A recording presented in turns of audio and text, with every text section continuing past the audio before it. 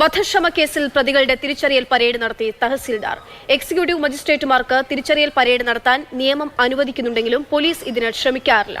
ഇതാദ്യമായാണ് ഒരു തഹസിൽദാർ ജയിലിലെത്തി പ്രതികളുടെ തിരിച്ചറിയൽ പരേഡ് നടത്തിയത്. ഒരു ചരിത്രം കുറിക്കുകയായിരുന്നു ലക്ഷ്മി നായർ. ജുഡീഷ്യൽ മജിസ്ട്രേറ്റുമാർ നടത്താറുള്ള തിരിച്ചറിയൽ പരേഡാണ് സ്പെഷ്യൽ തഹസിൽദാരായ ലക്ഷ്മി നടത്തിയത്. നിയമം അനുവദിക്കുന്നുണ്ടെങ്കിലും എക്സിക്യൂട്ടീവ് മജിസ്ട്രേറ്റുമാരെ തിരിച്ചറിയൽ പരേഡിന് പോലീസ് ഉപയോഗിക്കാറില്ലായിരുന്നു. വധശ്രമ കേസിൽ തിരിച്ചറിയൽ പരേഡിന് എക്സിക്യൂട്ടീവ് മജിസ്ട്രേറ്റിനെ വിട്ടു നൽകണമെന്ന് തൃപ്പൂണിത്തുറ CI ജില്ലാ കളക്ടറോട് ആവശ്യപ്പെട്ടു. ഇത് അനുവദിച്ച് ഉത്തരവായി. അങ്ങനെയാണ് NH സ്പെഷ്യൽ തഹസിൽദാരായ ലക്ഷ്മി എറണാകുളം സബ് ജയിലിലെത്തി പ്രതികളുടെ തിരിച്ചറിയൽ പരേഡ് നടത്തിയത്.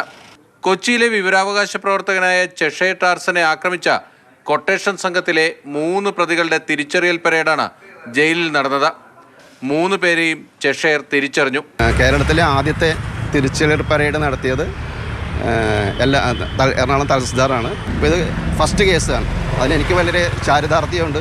അത് ഞാൻ തന്നെ വന്നു അത് തിരിച്ചറിയൽ പരേഡിൽ എൻ്റെ 3 പ്രതികളെയാണ് പിടിച്ച് എന്നെ ഐഡൻറ്റിഫിക്കേഷൻ പരേഡ് നടത്തിയത്. ആ 3 പേരെ ഞാൻ തിരിച്ചറിഞ്ഞു. CRPC 23(2) പ്രകാരമാണ് എക്സിക്യൂട്ടീവ് മജിസ്ട്രേറ്റുമാർക്ക് ക്രിമിനൽ കേസുകളിൽ തിരിച്ചറിയൽ പരേഡ് നടത്താൻ നിയമം അനുവദിക്കുന്നത്. 2006 മുതൽ ഇത് നിലവിലുണ്ടെങ്കിലും തിരിച്ചറിയൽ പരേഡിന് എക്സിക്യൂട്ടീവ് മജിസ്ട്രേറ്റുമാരെ പോലീസ് സമീപിക്കാറില്ലായിരുന്നു. മാതൃഭൂമി ന്യൂസ്, കൊച്ചി.